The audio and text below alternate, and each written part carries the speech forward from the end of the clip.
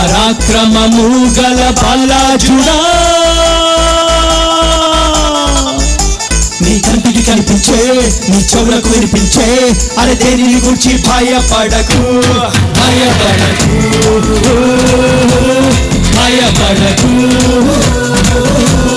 భయపడకు.